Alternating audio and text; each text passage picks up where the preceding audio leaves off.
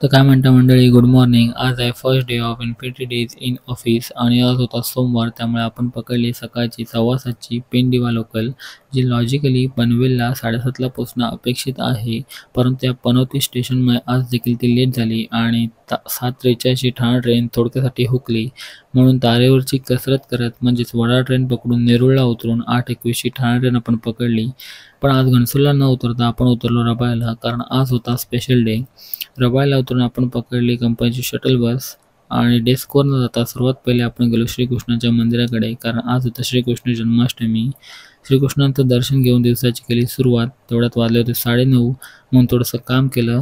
1 तासात लागली भूक म्हणून गेलो कॅन्टीनमध्ये आणि डोसा खाल्ला. पोटभर डोसा खाऊन पुन्हा लागलो कामाला. तेवढ्यात वाजला 1:15. परत लागली भूक म्हणून डबा घेतला आणि गेलो कॅन्टीनकडे. आज चपाती आणि बटाट्याची भाजी इतकी छान झालेली की पोट भरलं.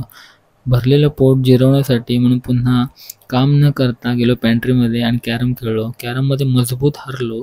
तीच हार पचवण्यासाठी पुन्हा कामाला लागलो. तेवढ्याच वाजले 5:15. लॅपटॉप केला बंद आणि थेट स्टेशनकडे गेलो. 5:37ची पनवेल ट्रेन पकडून 6:15पर्यंत पनवेलला पोचलो. तेवढ्यात आली आपली कोकण क्वीन दिवा रत्नागिरी. दिवा रत्नागिरी पकडून 7 वाजेपर्यंत घरी आलो. तर भेटू आता नवीन दिवसाच्या नवीन व्हिडिओमध्ये. तोपर्यंत गुड बाय.